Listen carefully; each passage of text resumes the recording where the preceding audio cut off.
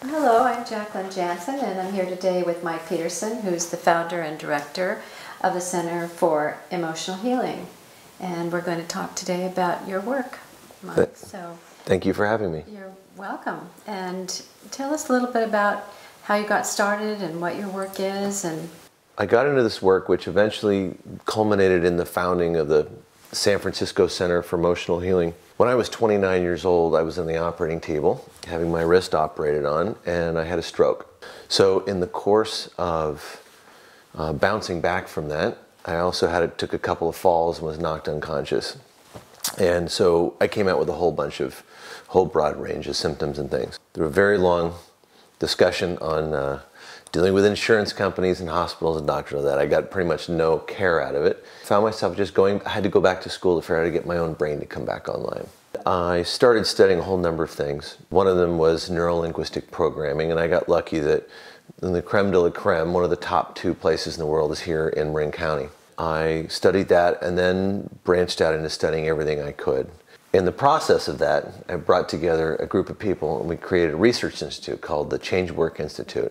Our whole goal was finding what are all the different creative, unique ways that people who are working as coaches, it could just be someone's boss, supervisor, but also ministers, leaders in government and military, etc. How are they producing change in people's lives, positive change, in addition to psychiatrists, psychologists, people who were working on that level directly.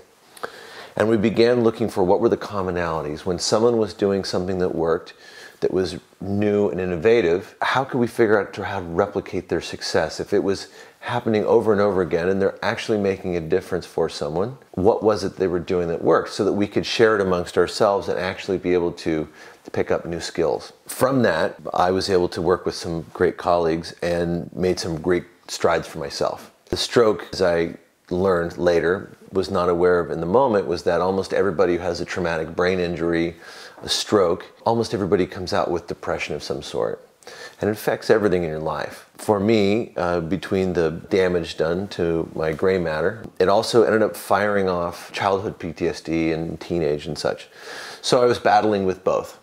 And it was an uphill battle, but I had great people that supported me and worked through it in addition to family. It's been a long 10 years, but it's been very fruitful. So in the course of this development of this work, I found myself working with a client. And my client had nightmares from PTSD. He had all sorts of things going on. He had been in war, served in Iraq or Afghanistan, but like so many of them have. I was using bits and pieces of just so many different modalities, but I was bringing something in from the spiritual counseling side of my practice. As humans, we're both physical and non-physical. We have a spiritual side, and we also have our brain, and our brain has to serve us as well as itself in some ways, which we'll get into. In the process of doing this, I tried something new. Without anticipating it, completely turned off these nightmares from war. And I had to stop and say, oh my goodness, what just happened? Something really wonderful just happened, and how did we do this? So that was with your client? Correct. You turned off his nightmares from war? Correct. So were you working with him over a period of time, and then he was relaying to you that, gee, these nightmares have stopped? Yeah, good question. It was actually a combination of things. In our work, we're able to test right here in the moment, where we actually able to create the shift that our client wanted for long-term change. Since we're working on the level of incorporating all of our higher functions, our more evolved aspects of self, we include our spiritual aspects, but all of that goes through our brain. At some point, our brain has to make sense of what's going on the inside and the outside. And that is what we call reality, sort of the blended perception of both. And so in his case, we're able to test what was going on. It's really easy to test if someone's PTSD, their emotional pain from one of these traumatic events in their life, if it's still present or if it's gone.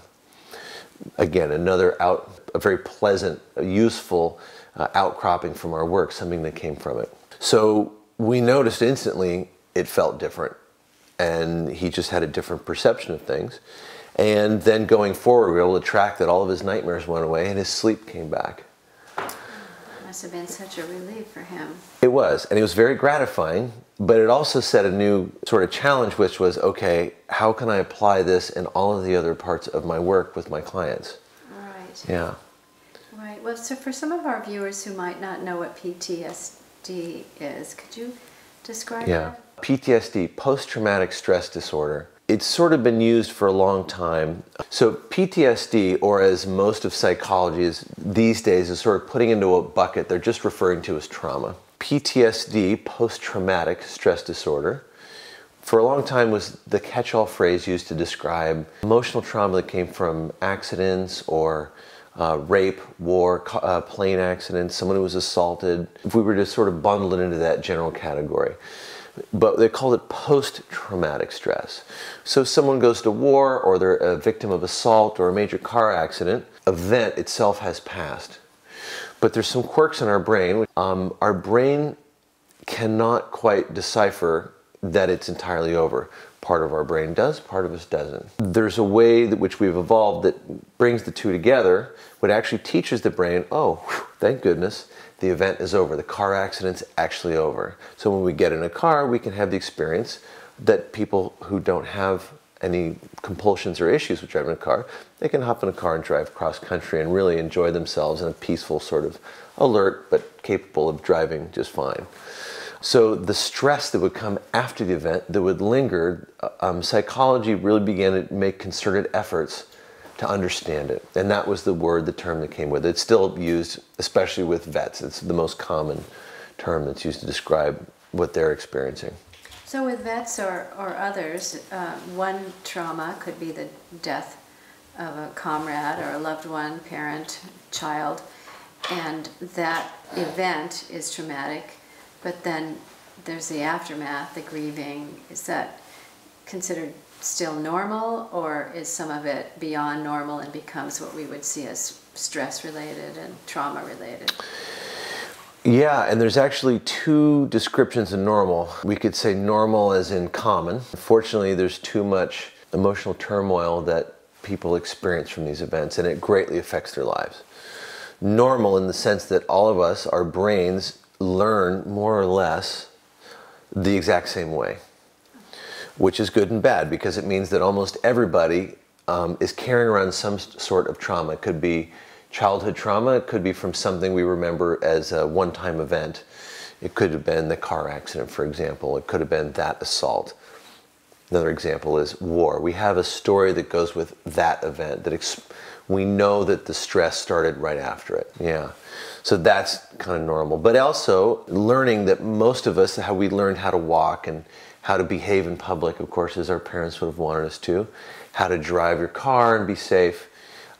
Those sorts of things are learnings that are based on the same pattern in terms of how our brain does it. One of the major quirks that my colleagues and I began to notice, one of them in particular, one of my teachers, Carl, we noticed that our brain is always trying to keep us safe. People generally refer to it as the lizard brain, the dinosaur reptilian brain. And its job is, most everybody knows about, we call it the 5 Fs. I call it the 5 Fs. We have fight, flight, and freeze. Some people say, will it eat me or can I eat it? Or do I just freeze and it goes away? Now that's job number one. This part of our brain does not give us an opportunity to vote in what we would like to do. A good example is if you and I were walking down a trail and there was a root from a tree that had just the right shape that looked like it was a rattlesnake, I would probably go run screaming past you, nearly knock you over, going, snake, snake, snake. And you, of course, in being calm, would walk up and you'd be laughing at me. As I walked up from behind you, you said, oh, Mike, it's not a snake. It's just the root of a tree. And I would probably try to go, oh, yeah, I knew it was just a root all the time. I was just checking to see if you were noticing. Our brain will put us into panic mode so quickly because its job is get us out of the danger that the fear is letting us know is around. That's our associative intelligence at work. It does a remarkably good job of it. When we speak of our evolution as humans and how we relate to each other as families and as social groups, beyond the reptilian brain, we have people generally call the mammalian brain, where people began, mammals especially, we notice it began to associate in groups. We will look out for people of our own kind, our own families, our own tribe. The next greater evolution, at which we see more and more in the human species especially, and we're beginning to get more insight into others, like dolphins, for example, and horses. There's the ability to care for those who are not of our kind, care and compassion for animals, for people of other races, ethnicities, the whole broad spectrum of humanity. But these parts of our brains don't talk to each other very well. So sometimes we'll have a fear-flight response when we're around people that we're appropriately would feel safe, around our family or certain types of coworkers. This is what happens to veterans. They come home, but on the inside, their fight-flight mechanism is running. The first three F's are running all the time: fight, flight, freeze. They never get to, for example, feed, care of yourself very well, or to frolic, which is where life happens. Yeah. So that's why I use the 5 F's. And there's a quirk that we noticed that has just checked out time and again.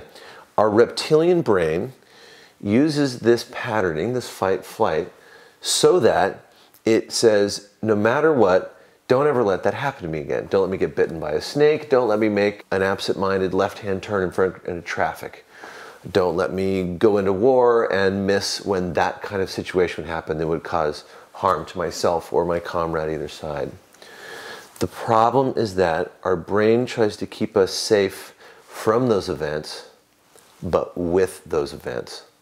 And what I mean by it is that every time we learn something that has this great emotional import to keep us safe, childhood learnings, as well as things like car accidents, or as a young adult coming out into the world, things that threaten our ability to have a roof over our head, or again, using the example of war, whatever we survive, our brain says that is necessary for our survival.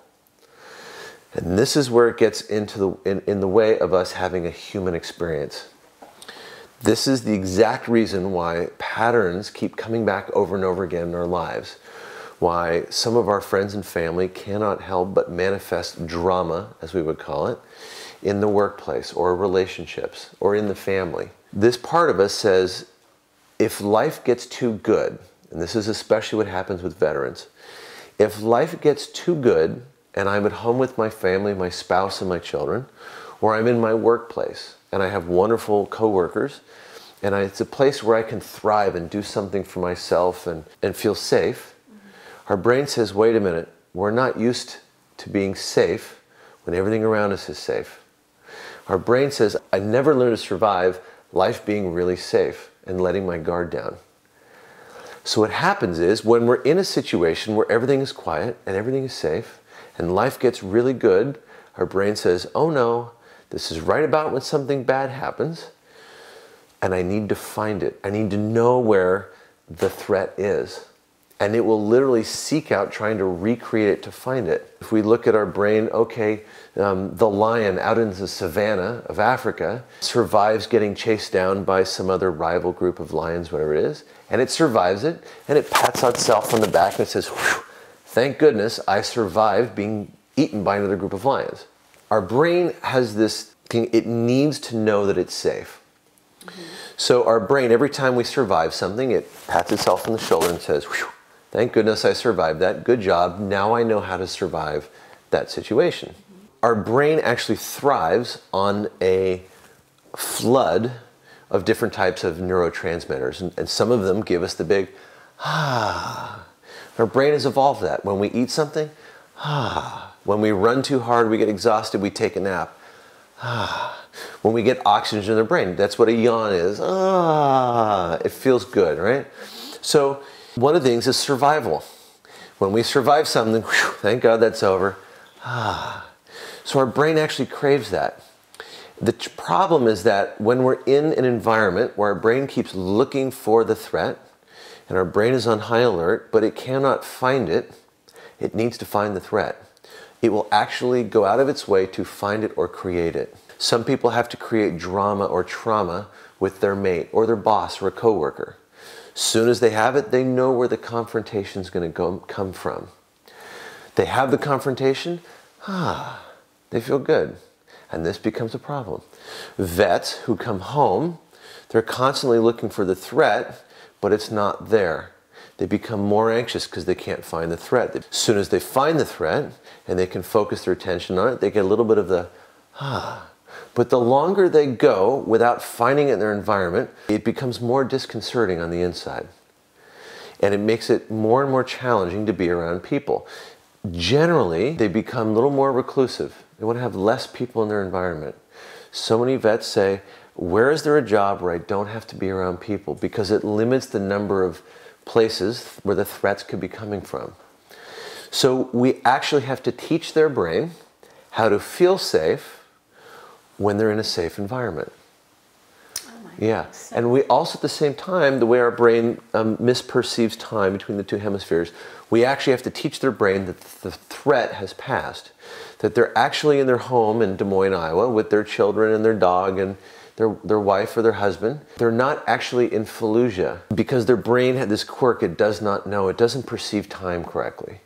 And so that's what we're doing. We're finding on the level of software, how our brain runs itself, we're looking for the moments and times where this trauma happened. And then we're both teaching that our brain that the trauma is over, and then we're also teaching it how to be safe in the moment in the same process. And do the feeding and the frolicking. Absolutely. And that's where, when we combine both, it actually allows us to have the human experience we would like. When we're out of the presence of threat, for example, if we are in the middle of a war, well, some people say the old saying was, well, there's no atheists in a foxhole. There's actually a hidden lesson in that, is that instead of people always screaming for God, that's usually out of fear. We're evolving now as a race and our brains where we're seeking to have more spiritual experiences, where we can feel connected on a more deeper level with ourself, our universe, whatever deity and whatever religious system of beliefs we choose, but also between us. However, when a part of us, when our brain believes we're still back in Fallujah, we're in Iraq or Afghanistan, or we're trying to have meaningful relationships, but the memories from childhood abuse or assault or whatever it was with that group of people that had a negative influence on us, our brain still thinks that's happening now. It's very challenging, if not nearly impossible, to connect on the level of adult as a human and all of our humanness, if you will, that we would like to have. If we're running fear and threat, it's very challenging to have philosophical discussions. Our brain does not want to sit and dwell on philosophical ideas about who we are in the universe when we're feeling fear. So in that way, I get a lot of clients, past, who said, help me become the person my dog always thought I was already. So you must see this everywhere where you're looking. Everyone has had some kind of trauma.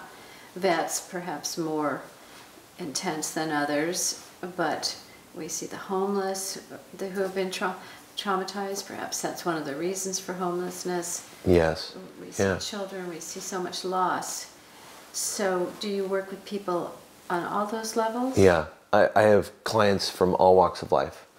Though I have a very special affinity with veterans, 22 veterans a day commit suicide. They suffer from the same thing that you brought up, homeless people, for example. Mental illness can come in, or dis-ease, maybe not necessarily on the level of tissue, but if we don't feel comfortable in our environments, if we don't feel safe in our environment, it really interrupts how we get to be a human and go about in our society. For example, work with vets who, because of traumatic events that happened while they were inside of buildings, or they were inside of a tank or a Humvee, they got trapped in the middle of this event. Their brain automatically associated extreme fear and threat of life and loss of the people around them they could not help when they were trapped inside of a building vehicle or a building. Unfortunately, they come out of that and their brain still is running the same patterning, we say. They don't feel safe being indoors. They actually, quote, choose to live outdoors, to live in a tent, or to live in their car somewhere away from people because it's the only way it's the closest they can get to feel safe, where in spite of the nightmares, that's where they can live.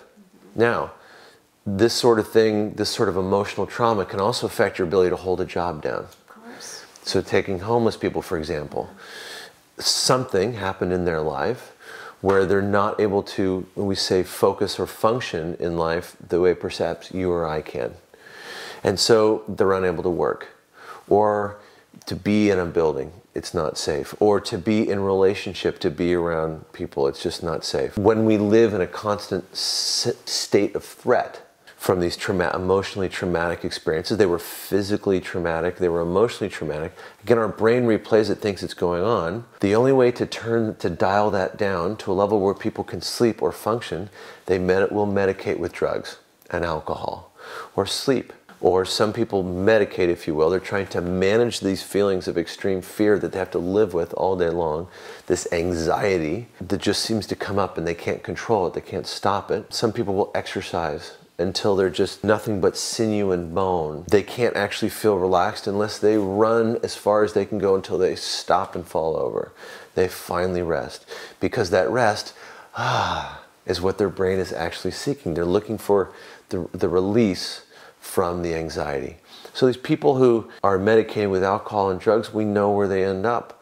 It's very challenging. I mean, I know the depression and the threat, the feeling of PTSD that comes from not being able to function. I know what it's like. I had the traumatic brain injury. I had the post-traumatic stress, the emotional trauma. When you're unable to work, I came out, I'd been in finance for 10 years. I could not juggle numbers anymore. My short-term memory was very challenged. I didn't realize it, but I had the depression. But then all these other things made the depression worse. This is a classic example of what happens to someone who ends up living on the streets. Well, it must have been quite frightening. That in itself was trauma, I Oh, imagine. yeah, and it introduces a whole level of uncertainty to your life. Right. Will it ever get better? Yes. So then that begins to affect the more human parts of us. Am I good enough? Am I smart enough? Will anybody ever want me? Will I ever become well enough that I can climb out of the streets, literally? And that magnifies the depression. So whether you're a veteran who's trying to come through this, you're a homeless veteran, or just so many of the homeless people on the street, you live in this environment that's very threatening, where literally people will, that's why many homeless people sleep during the day in plain sight, and they are awake and they move and they roam around at night. If they're awake, they can respond to someone that might try to come and take their money, or whatever valuables that they have, a cell phone, money, that nice sleeping bag, whatever it might be. They live in an even more threatening world. There's no place they can go to be safe, even to get a shower. And it just makes it all worse. It's a terrible downward spiral. The good news is we can now do something for them in a very short period of time. Someone who lives on the street, but we can turn off the PTSD, the emotional trauma. They can begin to live life realizing, oh, the threat is gone. It's not inside of me. Finally, they can focus on just changing the things that are outside of them. They feel safe being in a shelter, getting a shower, reaching out for help finally. Mike, you have millions of people that you could help. You have a finite amount of time. And you have clients that may or may not be veterans, maybe people that we would see every day in a job or on the street or in our neighborhood. Yes, yes. Relatives. Yeah. And so how do you deal with people like that? You have success stories? Yeah. And in fact, I'll be able to introduce you to someone here shortly who I had the opportunity to work with. The process of teaching someone's brain how to feel safe when they're safe, and to teach their brain so it automatically realizes, without us having to go, am I actually away from Iraq, or am I out of Fallujah, or am I no longer being assaulted? It's a common thread that runs through everybody's experience because our brain are organized the same way. And so I thank you for that, because I really would like the opportunity to share with you and all of our people watching, to meet someone who actually had this experience and can see what it's like to have their anxiety just sort of disappear and turn off and go away. Hi, we're back. This is Jacqueline Janssen. We're with Mike Peterson, who's the founder and director of the San Francisco Center for Emotional Healing, and a client of his, Liza. Thank you for welcoming us both. Well, the opportunity to introduce Liza to you today. Liza and I worked going back a couple of years, and Liza asked if I could help with her anxiety this time.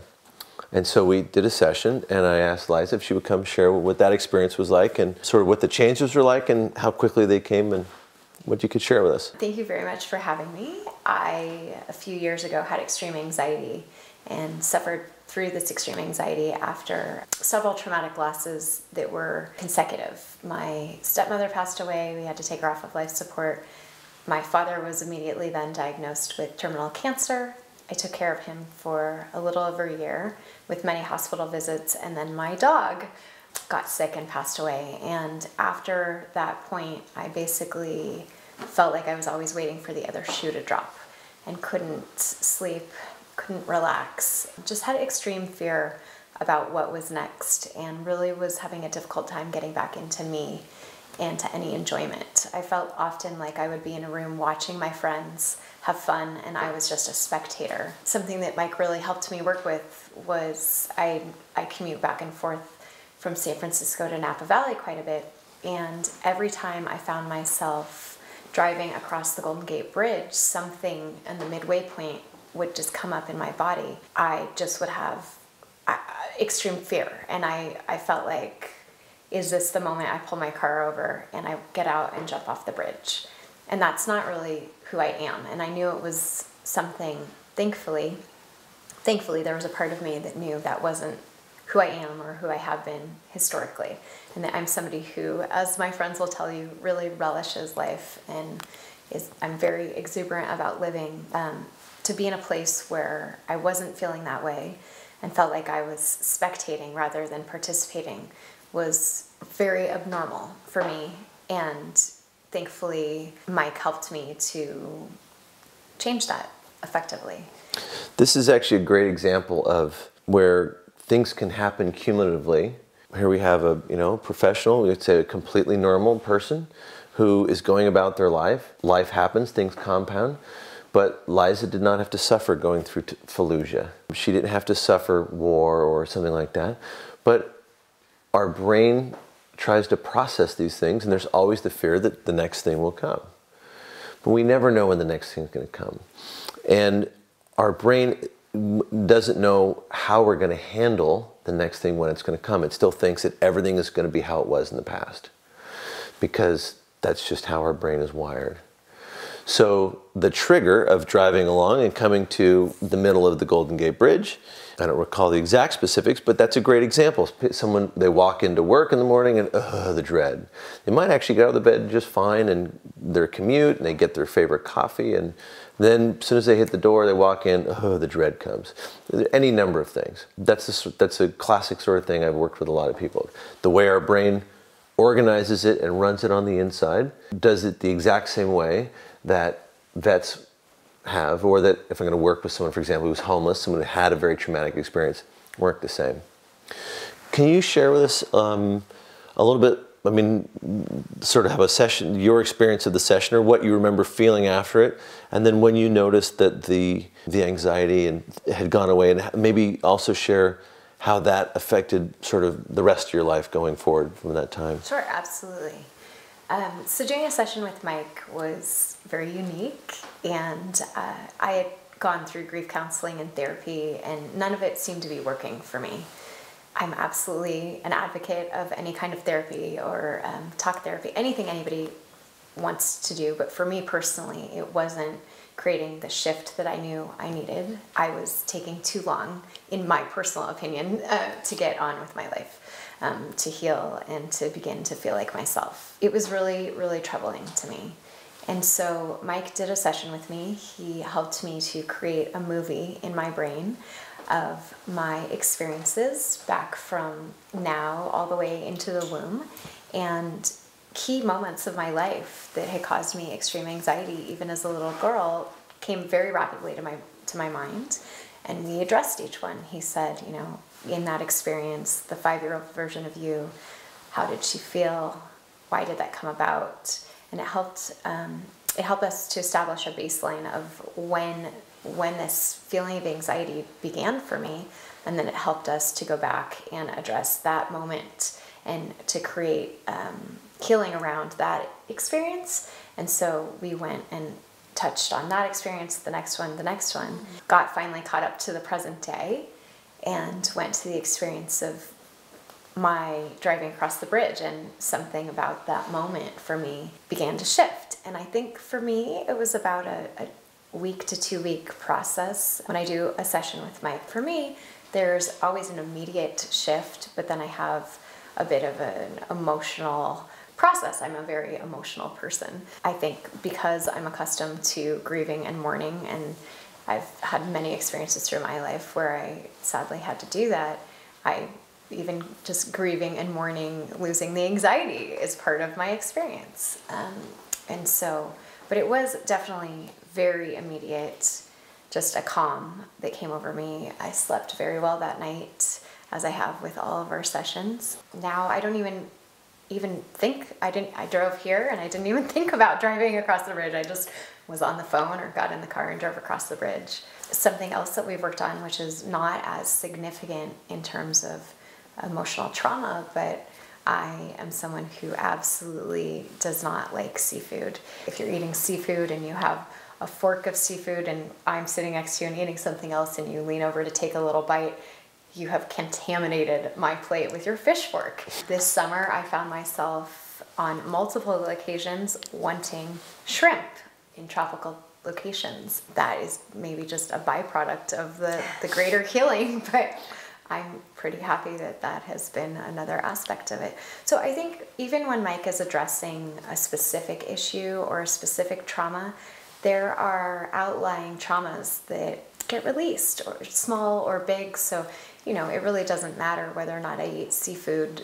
to anyone except for me. And I am quite content not eating it, but just addressing something deeper in me helped release that fear also. So that's pretty large. But were you able to touch into what that underlying fear was, identify it? Or perhaps it doesn't matter as long as it's released? When we do this work, we end up updating large amounts of our brain and our awareness, lots of memories. And our brain will continue to what we call generalize. Classic example is if you've ever walked into someone else's house or into a hotel room somewhere else in the world and it's dark, the first thing we do is we go on the wall and we go reaching for a switch. But if you'd come from another planet, you'd have no idea to do this would suddenly give you light if it was just not how it was done. The way we do basic learning, our brain learns to apply it to other situations. So through generalization, when we can shift the emotional trauma and heal those things, all the other events in our life where that emotional trauma was affecting, it also begins to heal those areas. Oh, that makes sense. Yeah. So that it's a reverberating effect all the way back or all the way forward. Correct. Oh, I see. Yeah. Thank you so much. I very much appreciate you coming. Absolutely. Thank you for having me. Thank you, Liza. Mike, that was really interesting with Liza. I could see for myself how you helped her and the benefits of the work that you do, unique as it is. And Veterans Day is coming up. This is a passion of yours. How could someone reach you? How could a family member? And can you tell us a little bit about how you happened to get invested in the veterans in the beginning? Yeah. Anyone can Google San Francisco Center for Emotional Healing. Our website is sfceh.com. And one of the things that we've done when we discovered we have this incredible potential for healing, not just one event, but an entire war, or people who've had very challenging childhoods. We do work with people from all walks of life, with all types of different experiences. Again, it's how our brain learns, so it affects all aspects of our day-to-day lives. As you mentioned, for me, veterans are a very near and dear part of my heart. My brother's a veteran, highly decorated. Many of my closest friends also served in my family, going back every generation until my ancestors got here, going back several generations. So very important to me. What I think touches home the most is that every day 22 veterans in the United States commit suicide. And it's a remarkable thing to think about 22 people even in the course of your dinner at home and maybe a long phone call with a friend, someone committed suicide. And the reason being is that, especially in our country, the system that's available to veterans and their families through the VA, which is how many of them get there or are still trying to get their benefits, it's just broken. It doesn't work. My personal challenge is to stop veteran suicide. Again, the vast majority of it from PTSD. There are some of these poor people who've had amputations and severe wounds, and they're trying to escape from tremendous physical pain. Though I do have colleagues who use other methods to help their brain dial down the pain just by power of their mind, and it's really remarkable. But those who are suffering from emotional trauma, the vast majority of them that commit suicide, they deserve to have their country, people reach out to them. And so my hope, our goal, we call this Operation Warrior Method, and that's what I've called it, be able to work with these people who come home from war or their families, because in our country there's almost 2.5 million people in the military. but there's also their family. So you go back and look at all the military veterans, past as well as present, and their families. There are millions and millions of people who are suffering with emotional trauma. It's affecting their lives and their families. So my goal is first, number one, just help everybody get the word out. Because veterans don't usually say, especially male veterans, they don't say, I'm having a hard time, I think I might kill myself. That's quite rare. Too many of them just go and they do it. Unfortunately, they shoot themselves or they hang themselves. I know women veterans do the same, but it's not usually by the same methods. But the idea is we have to let them know that this amazing discovery has been made, and there's some very smart people who are doing their best. We're trying to help as many people as we can. So please just stop. We just want them to give us the time to catch up. We have to train more people. We've actually been testing ways we can do this with people logging in, either by cell phone if they don't have the internet, or just by logging in over their laptop. And we can work with them in groups. The goal is to help as many people, especially these younger veterans who they're struggling, they don't have money, they don't have resources, or they're feeling isolated all by themselves. We can make such a tremendous impact on their lives immediately. We just turn off the nightmares. Let them go sleep. So that's our goal. Spread the word that the cavalry is coming, that help is on the way. Just don't kill yourself. So as a family member watching today, a friend, a relative, and they know someone who needs your help, how do they approach this subject with them? Probably the best thing to start is to go to our website. Just take advantage of the opportunity to read through what we have there. The more videos will be going up. It explains how we got here. It helps explain that it's not your fault. Too often there's a stigma especially in veterans and in police, fire, medical, nurses, and who almost everyone in that field already has PTSD before they start it, but then it gets worse. There's this stigma attached to it. And so much of what happens to us, where our brain creates this, it's on accident, especially most of our childhood learning. It's not your fault. And finally, now in this point in history, we can change it. We can send you off to a different life experience where you can sleep better and life just gets easier. It just gets so much easier. That's the best thing to say, is that most people, after they've had a session or two, and after a period of time, they get back. I love getting these emails or these text messages say, I never knew it could be so good. One client said to me, it was like 10 years of therapy in 10 minutes. I don't know how that happened, but everything feels so much different. Take heart. That's sort of the best thing, and give us some time, and please spread the word, because a lot of people will not tell you that they're thinking about doing this, but if you just spread the good news that something's coming, and hey, even if you think maybe one of your friends or family needs help, tell them, hey, share with your friends. So I'm imagining that they wouldn't confront their person and say, I know you're thinking of committing suicide, but they might say, oh, I just heard this fabulous thing on the program. Mike Peterson, he has some answers to depression, to anxiety, trauma, yeah. to anxiety, to sleeplessness. Yeah. And why don't you check it out? Yeah, the best thing that someone can do if you know someone who is contemplating suicide, or you're very concerned that they are, you give them the National Suicide Prevention Hotline. They're remarkable people. They're very kind. They will do everything they can to listen to you there in the moment, help you find some help, local hospital, or someone who would be able to intervene in the moment. That's the best start. I'm sure we can put that up here on the telecast, and obviously it's something I encourage people to do. Veterans, I encourage them, share it on cards. If you are a veteran, there is a veteran suicide hotline, and reach out to somebody. It's the best thing they can do. And if you're worried that they don't know what's going to happen, call anybody. You can call 911 and say, I don't know what to do. I'm afraid my friend will commit suicide. They will help get you the right resources. Well, thank you for the work that you're doing, because our veterans are so important to us, these young people and older people and just anyone who's suffering. So it sounds like you were really onto something. Your own pain became a healing opportunity for others, and I would imagine that as the vets heal, that they could learn to do some of this work themselves for their brothers and sisters. Yeah, I am currently trying to find as many people that are, they're bloggers or they're newscasters or they do this sort of work as a journalist such as yourself to spread the word. And I'm offering them, we're putting up $150,000 worth of counseling. We just want to change their lives so people can see, like Liza, it can happen very quickly. And their life can change very rapidly. And it gets better. It only gets better. I've never had anybody come back to me and say that never worked.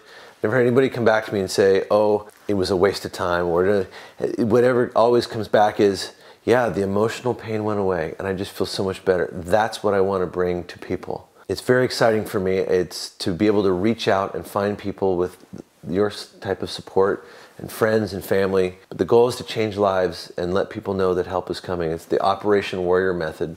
People can go to operationwarriormethod.com or The Warrior Method. You can Google it and find us. I never thought my life would go this way, but it's very rewarding to be able to give back and help to people who they signed up and they dedicate their lives to help us. Thank you so much, Mike. And so it's Mike Peterson of the San Francisco Center for Emotional Healing. Thank you.